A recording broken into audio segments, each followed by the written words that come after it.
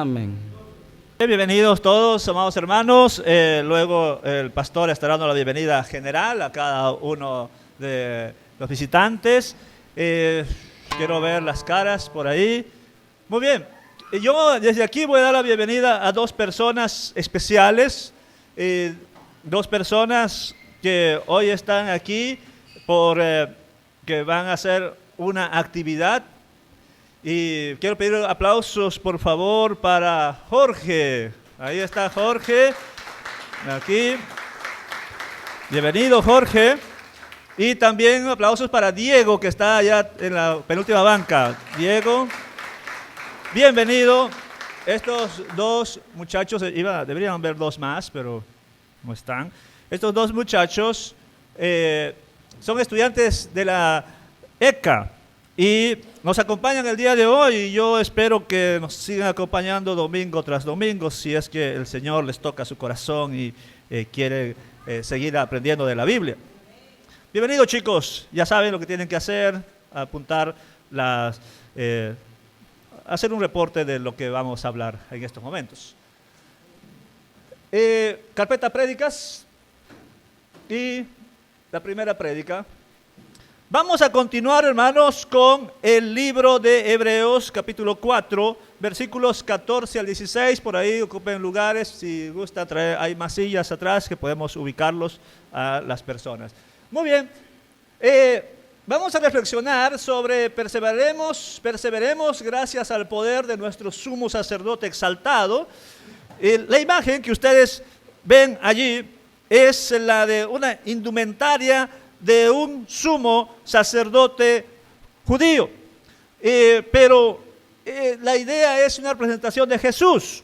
Jesús es el sumo sacerdote y ahí estaría con su vestimenta especial.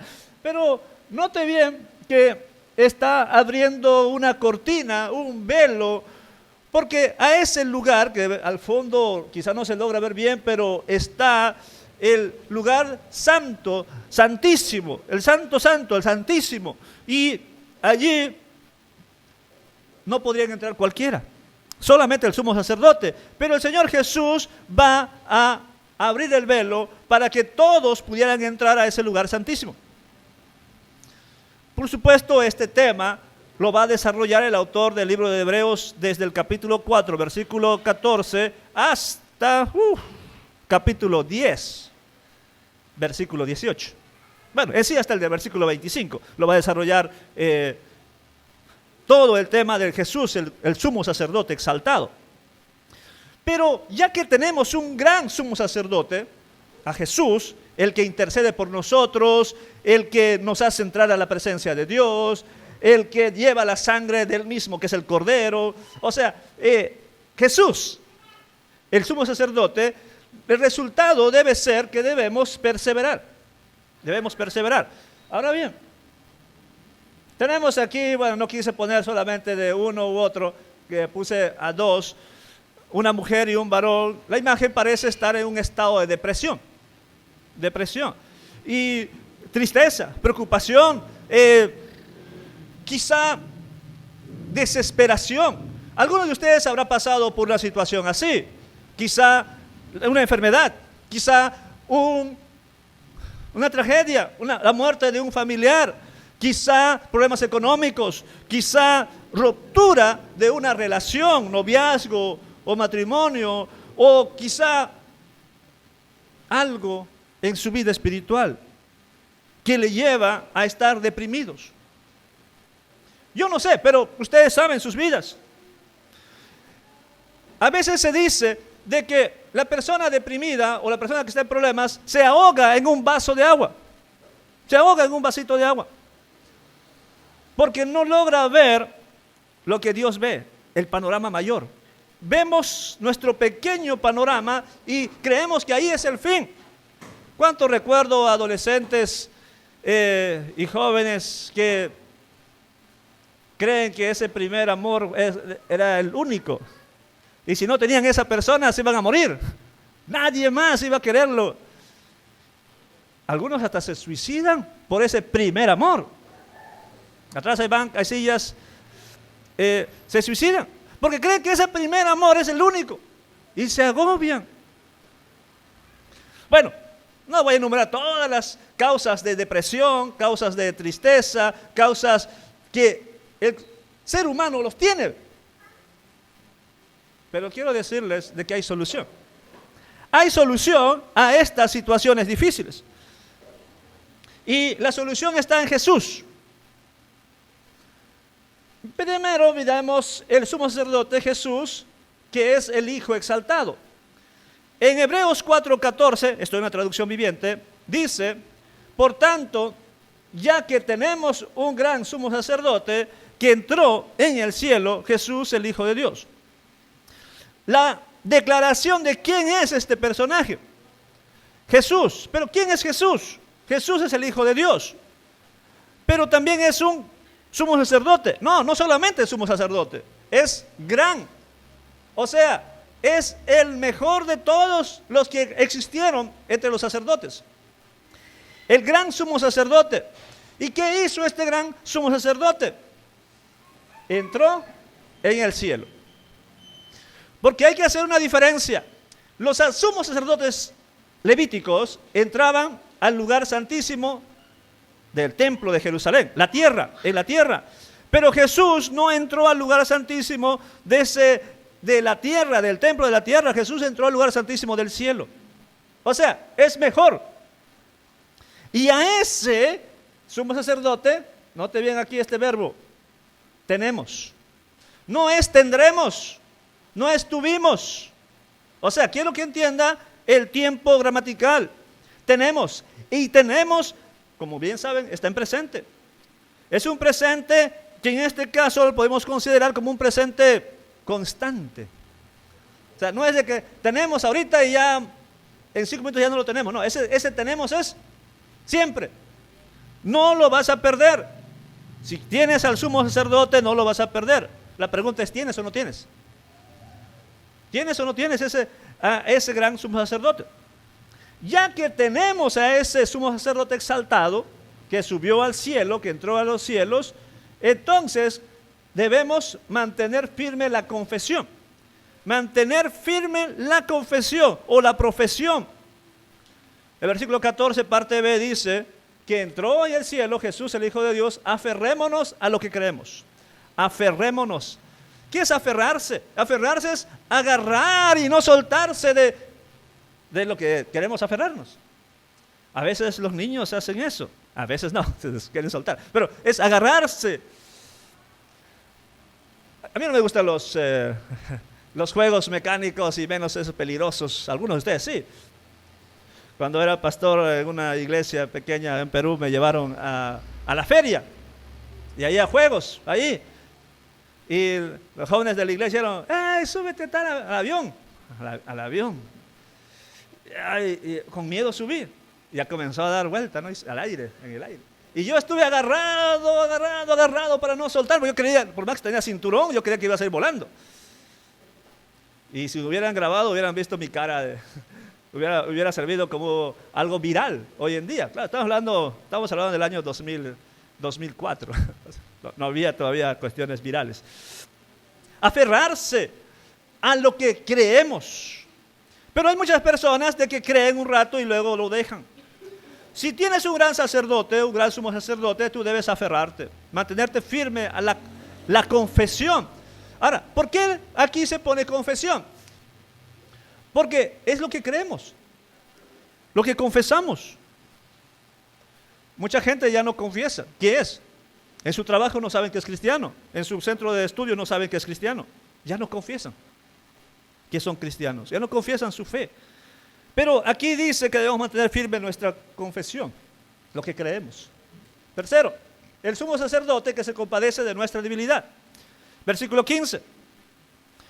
Nuestro sumo sacerdote comprende nuestras debilidades porque enfrentó todas y cada una de las pruebas que enfrentamos nosotros, sin embargo, él nunca pecó. O sea, Jesús como ser humano fue tentado en todo, pero nunca pecó. Y como fue tentado en todo y en cada prueba, él salió victorioso, no se entiende. O sea, él sabe lo que es perder un familiar. Él sabe la pobreza. Él sabe lo que es tener hambre. Él sabe la enfermedad, porque vivió eso. Bueno, no voy a decir, Él sabe de ruptura amorosa. No, ahí no. Aunque por ahí algunos quieren hacerle tener una relación con María Magdalena, pero no. Pero Él ha sido tentado en todo y no se entiende. Sabe las situaciones en las que pasamos. Y como no se entiende, entonces se compadece. Todos ustedes necesitan ser compadecidos, necesitan ser consolados, necesitan ser animados. La situación en la que viven, Dios los puede ayudar, porque Jesús ya pasó por todo eso. Conclusión, versículo 16. Acerquémonos al Dios que ofrece gracia y ayuda. Acerquémonos a Dios, al Dios que ofrece gracia y ayuda. El versículo, ahí hay un error ortográfico, debería ser 16, no 14b. Versículo 16. Dice, así que acerquémonos con toda confianza al trono de la gracia de nuestro Dios. Allí recibiremos su misericordia y encontraremos gracia que nos ayudará cuando más la necesitemos. ¿Estás deprimido? ¿Estás en problemas? ¿Tienes situaciones difíciles? Quizá en los exámenes, por más que estudies, no logras aprobar. Por más de que estés pasando dificultades, ¿qué cosa tienes que hacer? Acercarte a Dios. Ora, pídele a Dios ayuda. Pídele a Dios ayuda. Y Él te va a ayudar. Bueno, no es de que van a saber, va a sacar 10, pero poco a poco vas a llegar al 10. ¿Ya? Vas a llegar a 10. Porque Dios te va a ayudar. Te va a hacer que estudies, va a hacer que seas responsable, va a hacer que seas una persona de bien. Pero pídele a Dios. Lo mismo en el trabajo, lo mismo en cualquier situación de la vida. Acércate a Dios con toda confianza. Pide a Él. Él es tu gran sacerdote. Él va a interceder por ti ante el Padre. Y te va a ayudar cuanto más lo necesitemos. Tengo estudiantes ya no en secundaria, porque los chicos están en caso de secundaria, los de la prepa, que a veces algunos dicen, yo he orado para que Dios me ayude en el examen y no funcionó. ¿Qué? Si oraron 5 minutos antes del examen y no estudiaron los días anteriores. No, así no funciona. Funciona cuando tú estudias los días anteriores y oras y dices, Señor, hazme recordar lo que estudié. Hazme recordar lo que estudié. Ahí funciona. No es de que no estudiaste nada y quieres que Dios ponga toda la información en tu mente. No es orar solamente para obtener beneficios inmediatos. Es orar porque tú necesitas de Dios. Pero tenemos libertad. Podemos entrar libremente a la presencia de Dios por medio de Jesucristo, que es nuestro gran sacerdote. Como tenemos un gran sacerdote, por un lado, perseveremos en lo que creemos, no abandonen. Y por otro lado, acércate con toda confianza. Muy bien, 2 cosas. Por un lado, aférrate en lo que crees, no abandones la fe, sé firme. Y por otro lado, acércate a Dios. ¿Quiénes van a tomar la Santa Cena hoy? Para los invitados, esta parte, por favor, es especial. Todos los domingos hacemos en esta iglesia. ¿Quiénes podrán tomar la Cena del Señor hoy? Bueno, según la reflexión que hemos hecho, los que tienen a Jesucristo como sumo sacerdote. ¿Tú tienes a Jesucristo como tu sacerdote? Si tienes a Jesucristo, aférrate. Dios te escucha, Dios te ayuda. Si tienes a Jesucristo como tu sumo sacerdote. Cuestiones más específicas para los invitados. Puedes participar recibiendo la copa y el pan siempre y cuando tengas estos 3 requisitos. 1, tener nuevo nacimiento, o sea, ser un cristiano convertido, haberse arrepentido de sus pecados, estar bautizado después de haber creído en Jesús, o sea, no sirve estar bautizado de bebés, es ya de grandes, y estar en comunión, o sea, estar en santidad en estos momentos. Si no reúnes esos requisitos, no coges la copa y el pan, porque la Biblia advierte que aquellos que no cumplan este requisito tendrán debilidades, enfermedades e inclusive pudieran morir. Tengan cuidado. Muy bien, vamos a orar y luego nuestro hermano diáconos estarán repartiendo los elementos. Oramos. Oh Señor, muchas gracias. Gracias por tus hijos, por tus hijas que están en esta hora aquí. Gracias porque tú les has traído y son conscientes, la mayoría de ellos, de que necesitan estar siempre en comunión con el gran sumo sacerdote Jesucristo. Y tenemos a Jesucristo como nuestro gran sacerdote. Y por eso vamos a participar de la Santa Cena hoy. Y los que no van a participar, Señor, ten misericordia de ellos. Te quiero pedir, por favor, que bendiga los elementos, bendiga la copa que representa la sangre de nuestro Señor y bendice el pan que representa el cuerpo de nuestro Señor. Bendice grandemente y todo lo queremos hacer para tu gloria, Señor. Oro en Jesucristo. Amén. Los diáconos, por favor. Mientras tanto, los que tienen su Biblia pueden buscar 1 Corintios capítulo 11, versículos 23 al 26.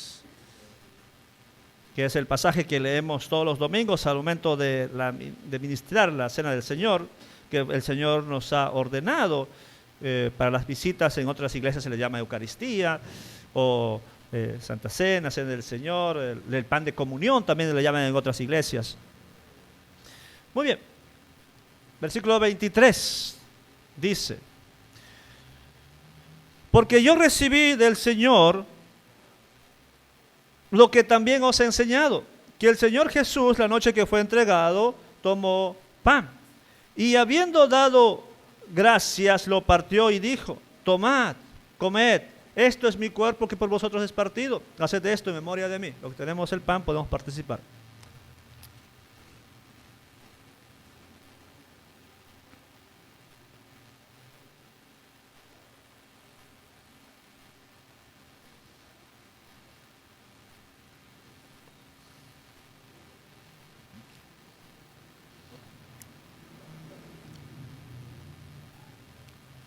Versículo 25. Asimismo, tomó también la copa después de haber cenado, diciendo: esta copa es el nuevo pacto en mi sangre. Haced esto todas las veces que la bebiereis en memoria de mí. Los que tenemos la copa podemos participar.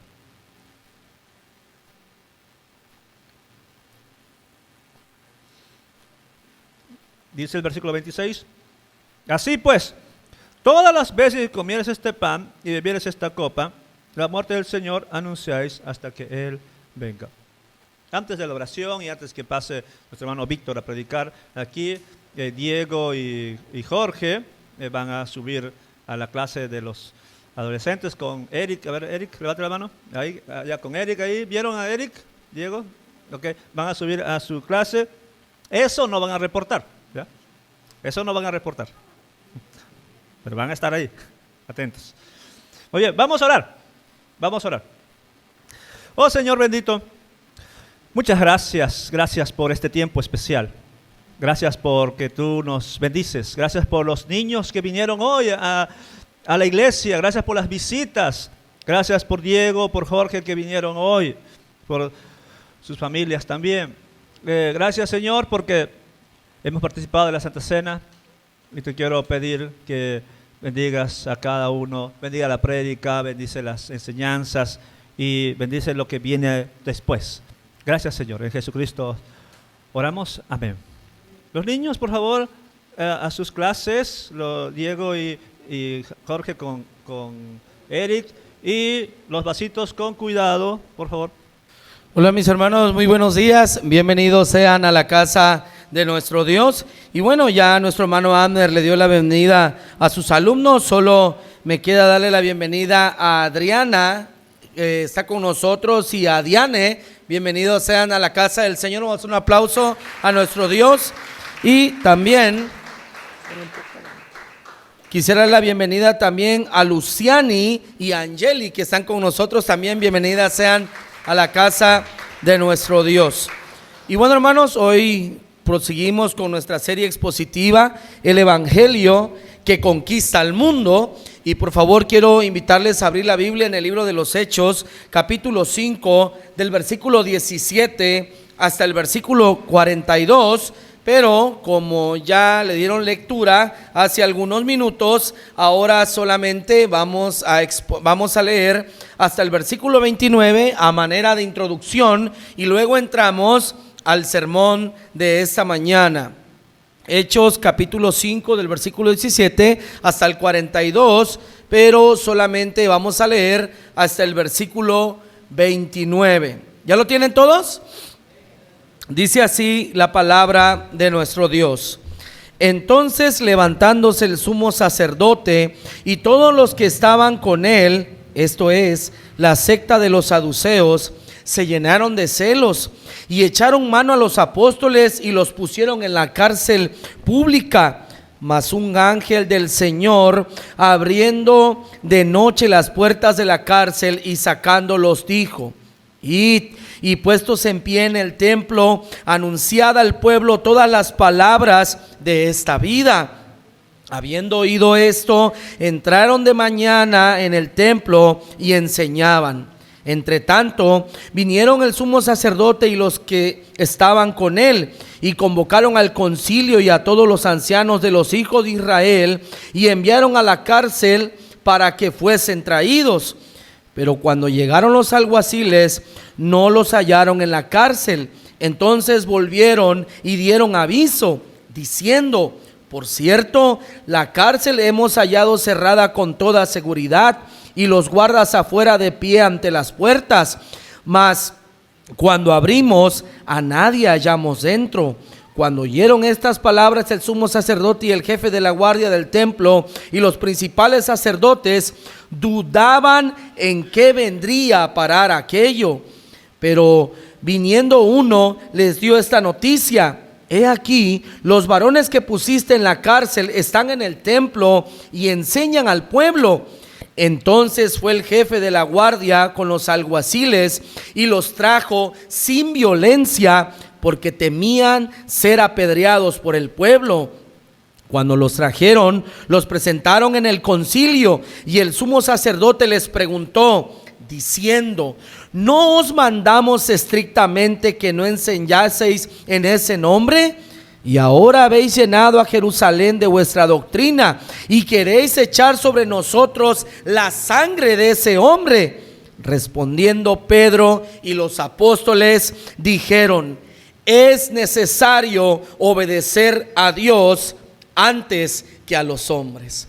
Mi hermano, mi hermana, después de la semana pasada darnos cuenta que Dios exige santidad a su iglesia y que el Señor se toma muy en serio el pecado de sus miembros, al grado que Él está dispuesto a usar cualquier medio para purificar a su iglesia. Ahora, mis hermanos, Lucas nos muestra una verdad gloriosa en el relato en el libro de los Hechos.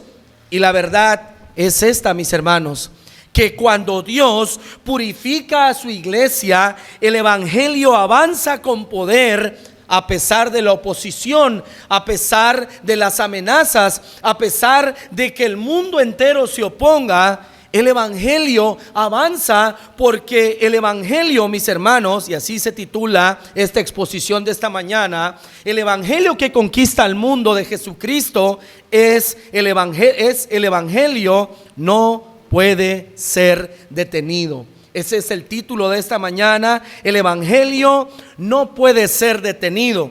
¿Y qué vemos? Que el primer encabezado, versículos 17 y 18, la oposición al evangelio comienza en corazones religiosos y llenos de envidia. Ese es el primer encabezado. Los enemigos más grandes del evangelio son los corazones religiosos y llenos de envidia. Noten lo que dice el versículo 17 y el versículo 18. Entonces, levantándose el sumo sacerdote y todos los que estaban con él, esto es, la secta de los saduceos, se llenaron de ¿qué cosa dice el texto? De celos. Mis hermanos, nosotros allí podemos ver que la oposición al evangelio no fue ignorancia de parte de las autoridades que gobernaban al pueblo de Israel. No, fue envidia espiritual. ¿Por qué? Porque recuerdan, mis hermanos, que siendo más prominentes los fariseos, pero en este caso también los saduceos, por decirlo así, eran adictos a la atención del pueblo, a que todas las personas por las plazas y las calles, como decía Cristo, les llamaran rabí, que quiere decir maestro. Incluso el Señor hizo una advertencia muy grande cuando dijo: a nadie llaméis padre en este mundo, sino solamente al que está en los cielos. ¿Qué quiere decir eso, mis hermanos?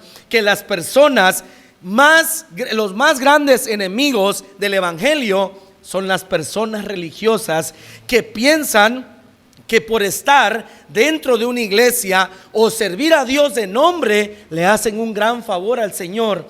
Y cuando ven que otra persona que no está con ellos, que no piensa como ellos, está, por decirlo así, teniendo éxito para la gloria de Dios, eso hace que estas personas se llenen de celos y de envidia. Hermano, como ustedes han logrado ver tanto en el Evangelio de Marcos como en el libro de los Hechos, nunca hemos visto a ningún apóstol, ni a Pedro, ni a Juan, ni al apóstol Pablo, más adelante que lo vamos a ver en el libro de los Hechos, nunca vemos a ellos recibiendo la gloria. Y cuando una persona quiere, por decirle así, darles la gloria, ¿qué pasa? Ellos dicen: la gloria solo le pertenece a Dios. Y eso me recuerda mucho lo que pasó entre Cornelio y Pedro en el libro de los Hechos, capítulo 10, versículo 25 y 26, y lo lees en tu casa.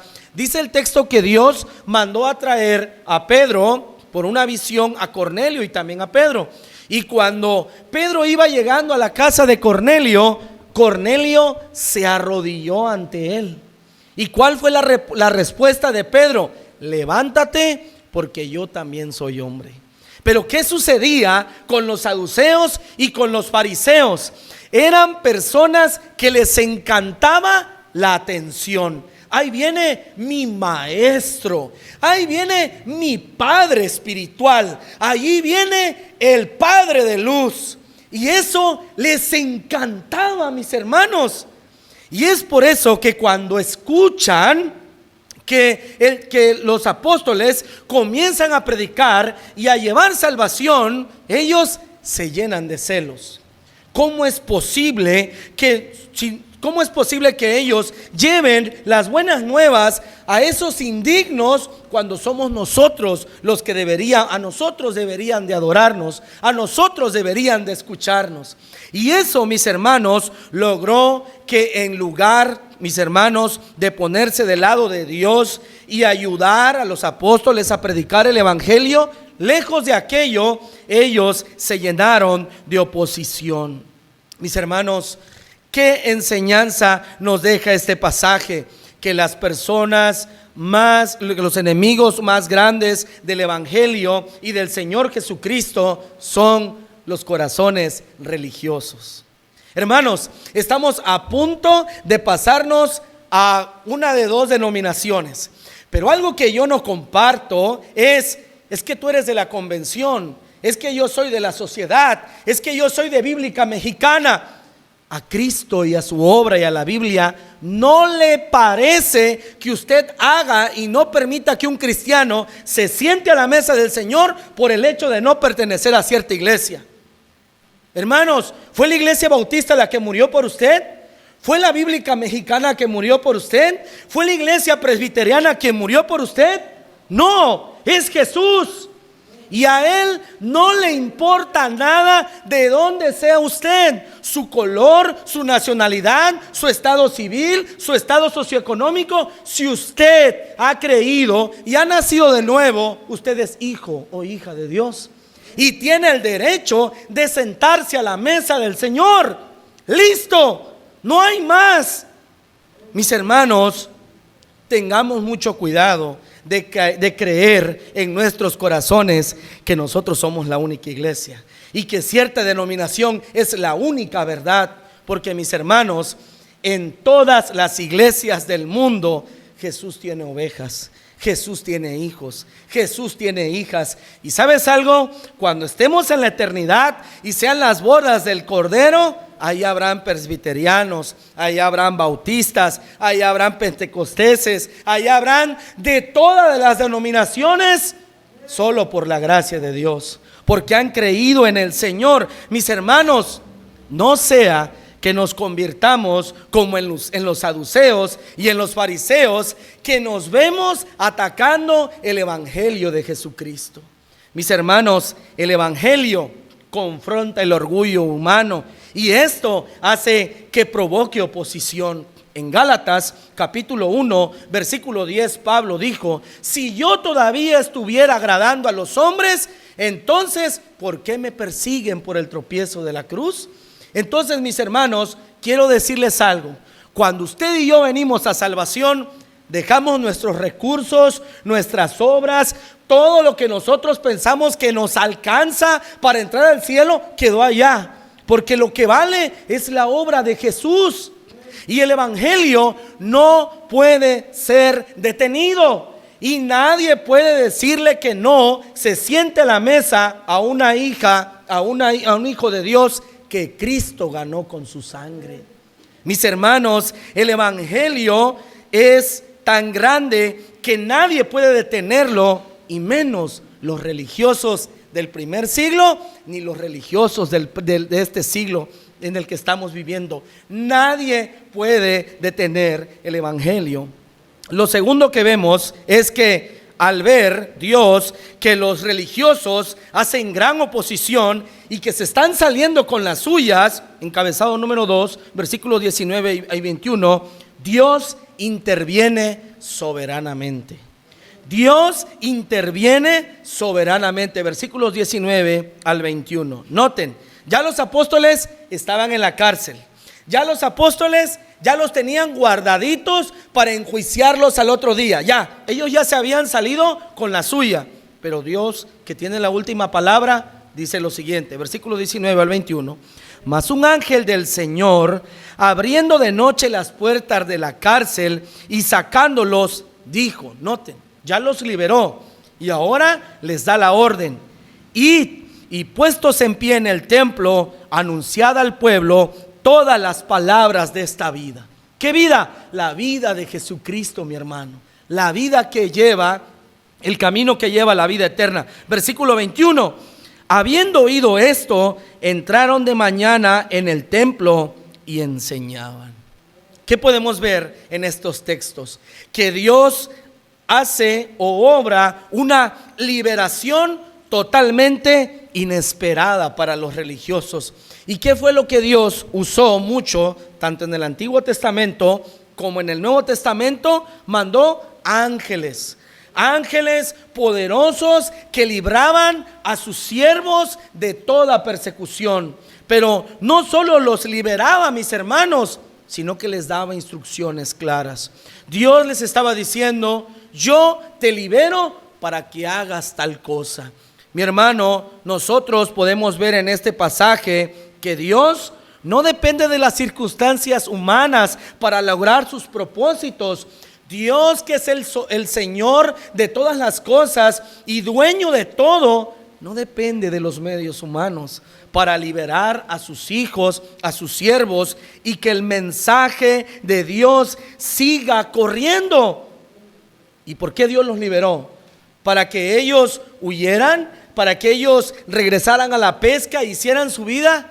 No, Dios los liberó con un mandato claro de seguir predicando el evangelio, de seguir predicando las buenas nuevas de salvación. Noten lo que dice el versículo 20: id y puestos en pie en el templo, anunciad al pueblo todas las palabras de esta vida.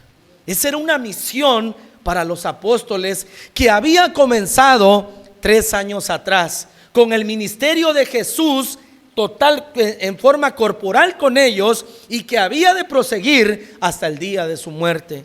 Y hermanos, hasta el día de hoy, esa misión y esas palabras que Dios les transmitió a ellos son las que nosotros seguimos escuchando en esta mañana. Hermanos, hoy por la mañana escuché a un apóstol. ¿Saben por qué? Porque leí la carta a los romanos y escuché la voluntad de Dios a través del apóstol San Pablo. Mis hermanos, la iglesia, esta iglesia, Comunidad de la Gracia, es una iglesia apostólica. ¿Saben por qué? Porque descansa en los escritos del Nuevo Testamento que fueron escritos por los apóstoles. Es por eso que Dios sigue transmitiendo ese mensaje en Hechos 5:20 a estos días. Dios quiere que nosotros sigamos predicando el evangelio. Y ¿saben algo, mis hermanos? Los apóstoles obedecieron. Hermano, usted puede escuchar, pero usted no obedece. Pero los apóstoles no solo escuchaban, sino que obedecían. Noten lo que dice el versículo 21. Habiendo oído esto, entraron de mañana en el templo y enseñaban. Hermanos, los apóstoles no dudaron, no negociaron, obedecieron. Ellos sabían que al llegar nuevamente al templo, ¿qué iba a suceder con ellos? Iban a ser encarcelados, los iban a golpear. Y vamos a ver más adelante que su vida dependía de un hilo, mis hermanos. Estuvieron a punto de perder la vida si no hubiese sido por la soberana intervención de Dios a través de un hombre llamado Gamaliel, nieto de Gilel, que fue maestro del apóstol Pablo. Pero eso lo vamos a ver más adelante en el texto. Mis hermanos, Dios, podemos ver que a los apóstoles les abrió una puerta que nadie podía cerrar. Y que la liberación de Dios siempre tiene un propósito. ¿Y saben cuál es? Que proclamemos su gloria. Mi hermano, mi hermana, ¿para qué Dios te llamó? ¿Para qué Dios nos llamó? Nos llamó para que viviéramos nuestra mejor vida hoy, como dicen los predicadores de la prosperidad, para que seamos ricos y no nos enfermemos. ¿Para eso nos llamó el Señor? Dios nos llamó para disfrutar de su presencia, de su palabra, vivir para su gloria, amar al prójimo como a nosotros mismos y proclamar la verdad que nosotros conocemos que proviene de Él. Para eso nos ha llamado al Señor. Y por supuesto, usted tiene derecho de comer, de beber, de vestir y, ¿por qué no?, de pasear. Tome lo que es suyo si usted ha trabajado. Pero si usted no le gusta trabajar, lo único que tendrá es sueño y hambre, mi hermano. Sueño y hambre y necesidad. Pero si usted trabaja, usted vive para la gloria de Dios, usted busca al Señor en primer lugar, usted tendrá derecho de tomar su parte. Usted tendrá ese derecho, mis hermanos. La referencia bíblica para cerrar este punto número 2 está en Romanos 8:31, cuando el apóstol Pablo dice: si Dios es por nosotros, ¿quién contra nosotros? Si Dios interviene por nosotros soberanamente en nuestras vidas, no habrá quien se ponga enfrente de nosotros y nos haga errar nuestro camino. Punto número 3, versículos 22 al 33. El evangelio confronta a las autoridades con su verdad. El evangelio confronta a las autoridades con su verdad, que emanan de Jesucristo mismo y de la palabra de nuestro Dios. Versículos 22 al 24, vamos a ver que las autoridades estaban confundidas. Versículo 22, dice así el texto: pero cuando llegaron los alguaciles, no los hallaron en la cárcel. Entonces volvieron y dieron aviso, diciendo: por cierto, la cárcel hemos hallado cerrada con toda seguridad, y los guardas afuera de pie ante las puertas, mas cuando abrimos, a nadie hallamos dentro. Cuando oyeron estas palabras, el sumo sacerdote y el jefe de la guardia del templo y los principales sacerdotes dudaban en qué vendría a parar aquello. En pocas palabras, ellos se estaban dando cuenta que Dios les estaba desarmando el plan. Miren, hermanos, yo sé que a todos nos ha pasado en la vida. Puede ser en el trabajo, puede ser en una relación amorosa, en el matrimonio o con un hijo. Tú pones de tu parte todo, pero simplemente esa relación, ese negocio, esa circunstancia no se da. Y tú dices, ¿por qué, Dios mío? Si yo estoy poniendo todo de mi parte. Bueno, puede ser que no sea la voluntad de Dios para tu vida. Puede ser que no sea la voluntad de Dios para mi vida. Hermanos, quiero confesarles algo en mi vida. A mí, mi hobby más hermoso es jugar al fútbol. Y hago todo. Me levanto de madrugada, hago ejercicio, cumplo aquí en la iglesia, mis responsabilidades. Y siempre cuando voy a tener un partido importante, se cruza una emergencia de la iglesia o de mi familia. Y digo, Señor, ¿por qué me haces esto? Pero he comprendido, yo no te quiero allí, yo te quiero aquí. Eso lo he entendido. Y aunque no me gusta del todo, lo tengo que entender. Puede ser, y esto lo digo porque usted le puede estar pasando en su trabajo, le puede estar pasando en una relación interpersonal, le puede estar pasando en un negocio, le puede estar pasando en cualquier circunstancia de su vida.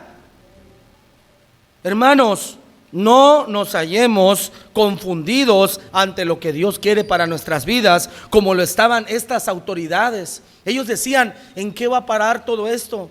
Hermanos, tan torpes eran de decir, bueno, es que simplemente estamos peleando contra Dios. Dios no quiere que esos hombres estén encerrados. Dios quiere que estén enseñando en el templo y nosotros se los estamos impidiendo. Pero en ellos no había sabiduría. Hermano, mi hermana, espero que usted y yo no estemos confundidos en nuestras vidas, sino que estemos obedeciendo la voluntad de nuestro Dios. Y miren, hermanos, a pesar de que los apóstoles estaban sufriendo, ellos eran firmes ante cualquier peligro o circunstancia adversa de su vida. Versículos 28 y 29. Miren lo que les dicen cuando ya los tienen enfrente, diciendo, ¿no les mandamos estrictamente que no enseñaran en ese nombre? Y ahora habéis llenado a Jerusalén de vuestra doctrina y queréis echar sobre nosotros la sangre de ese hombre. Pero noten la respuesta, versículo 29, respondiendo Pedro y los apóstoles dijeron, es necesario obedecer a Dios antes que a los hombres. Hermanos, este pasaje, si yo pudiera sacar los pasajes más importantes del libro de los Hechos, este sería el segundo pasaje. ¿Saben por qué? Porque el primero está en Hechos 1:8 cuando dice, pero recibiréis poder cuando haya venido sobre vosotros el Espíritu Santo y mereceréis testigos en Jerusalén, en Judea, en Samaria y hasta lo último de la tierra. Ese es el pasaje central del libro de los Hechos. Y el segundo es este, es mejor obedecer a Dios antes que a los hombres. Mi hermano, mi hermana, este pasaje es central en este pasaje que estamos estudiando. Mi hermano, mi hermana, ¿a quién prefieres obedecer? ¿A Dios o a los hombres? Yo espero que usted y yo hagamos la mejor elección, que es obedecer a Dios. Porque, mis hermanos, ¿cuántos de nosotros no luchamos a diario en nuestras vidas al obedecer a Dios?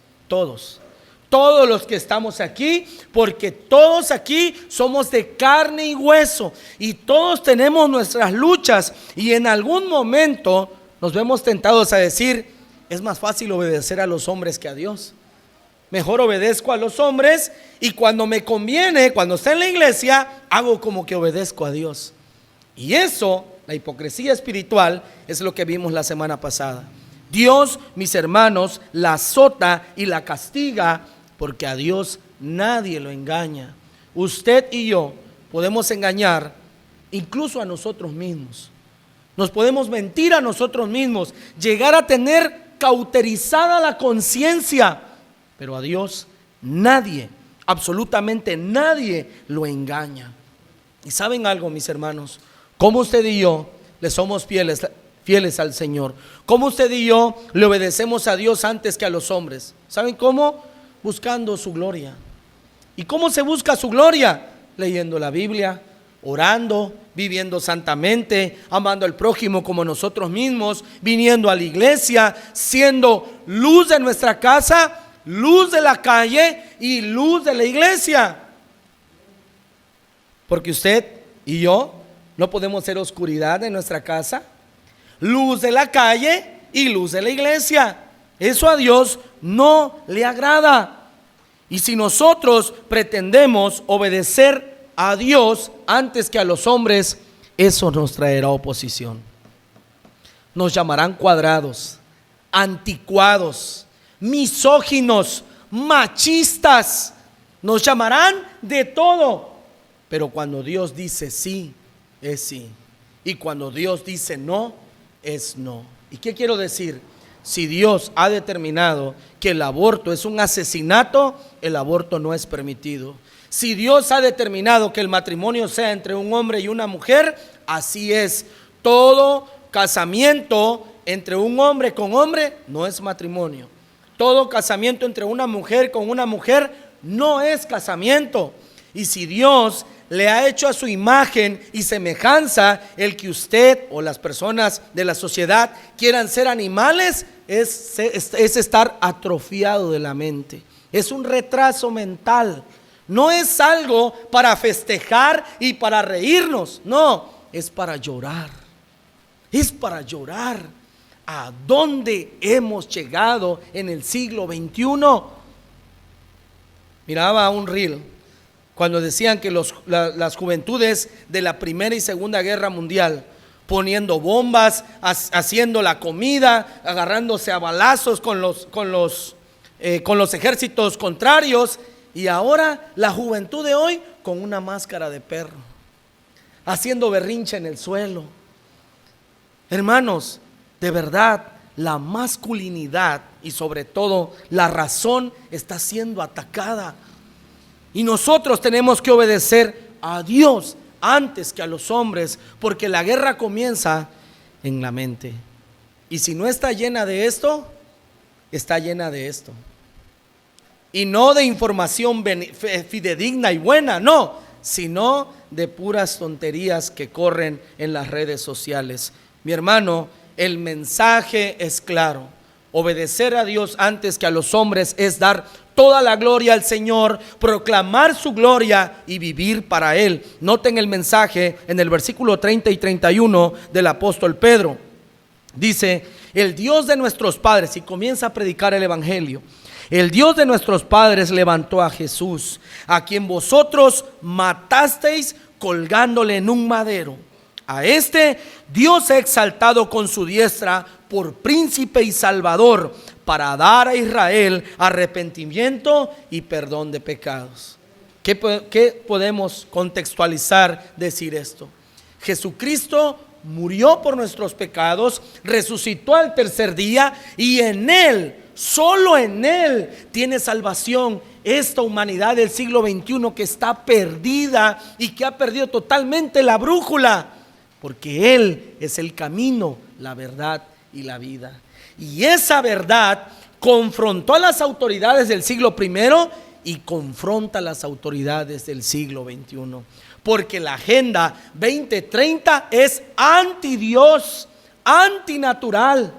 Y si nosotros como cristianos seguimos caminando como corderos, no de Dios, sino del sistema, iremos al despeñadero sin darnos cuenta.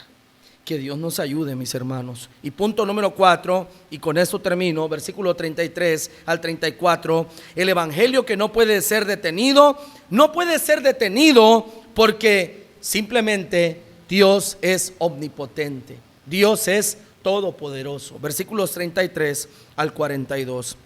Dice: ellos, oyendo esto, se enfurecían y querían matarlos. Noten en la situación en la que estaban los apóstoles.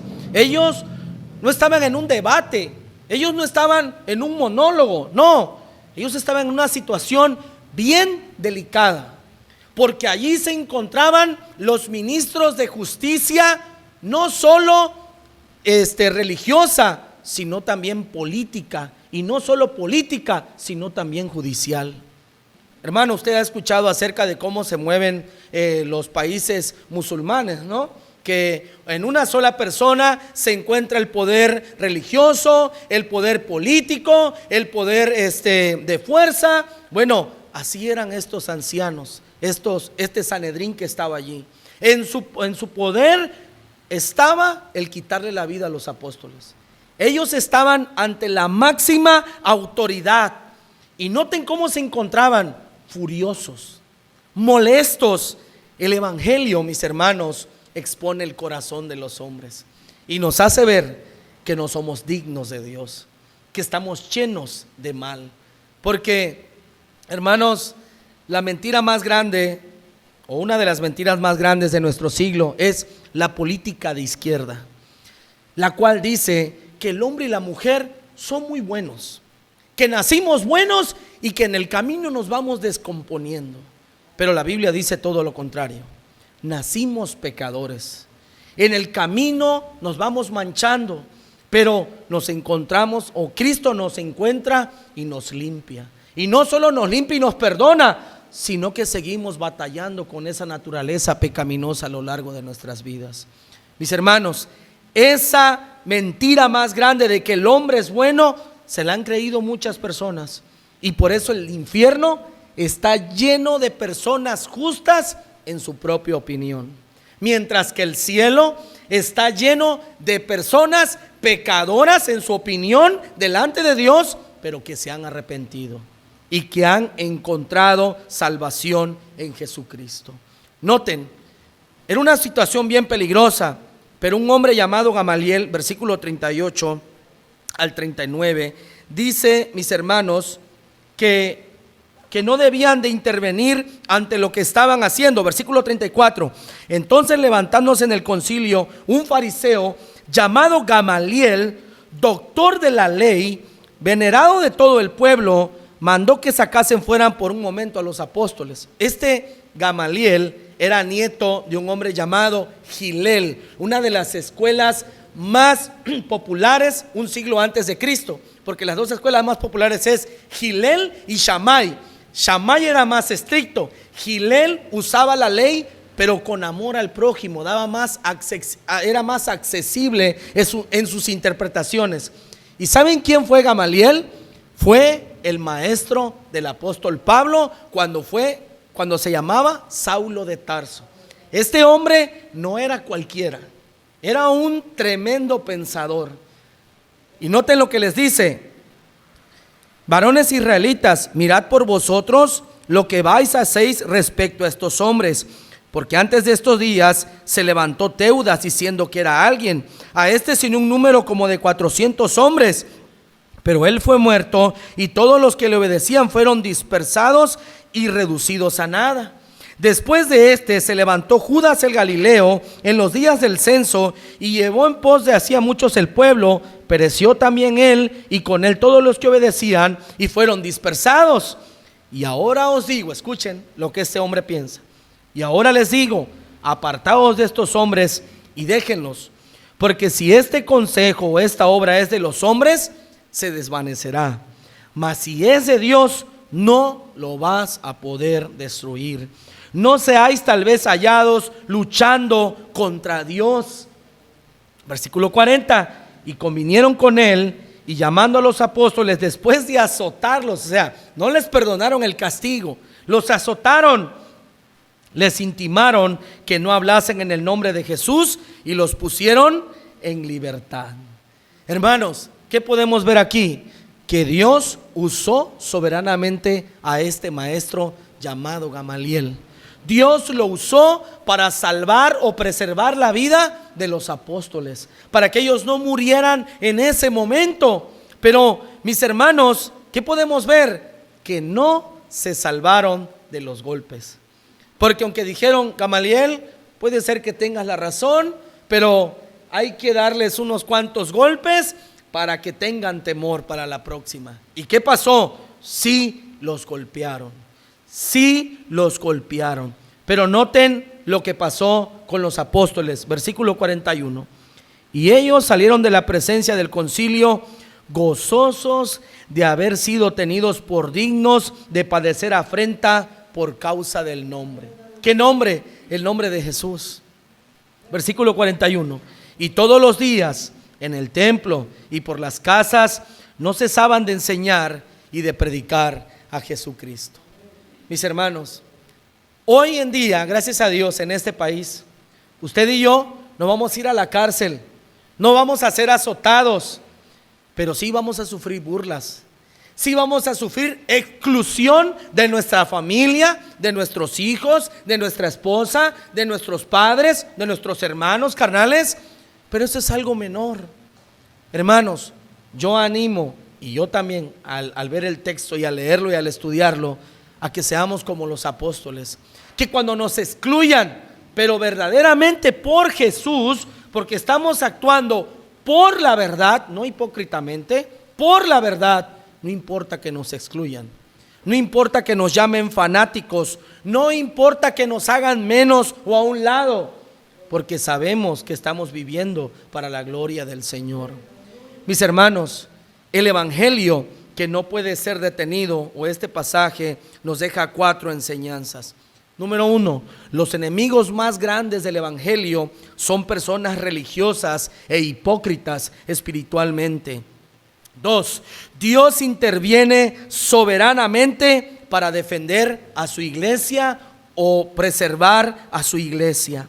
3, es mejor obedecer al Señor antes que a los hombres. Y 4, es mejor padecer por Cristo que por nuestros propios pecados. Que Dios nos ayude, mis hermanos, para entender en nuestros corazones que el evangelio no podrá ser detenido y que estos 2000 años son todavía poco, porque nada podrá detener al cristianismo hasta el día en que Cristo venga en gloria. Que Dios nos ayude, mis hermanos, a ser fieles a su palabra. Vamos a orar, vamos a darle gracias a nuestro Dios. Señor, te agradecemos en esta mañana por tu palabra. Te pedimos que nos ayudes a ponerla por obra, que nos ayudes, Señor, a no solo ser oidores, sino hacedores de tu palabra, Señor, porque te lo pedimos en el nombre de Jesús. Amén y amén.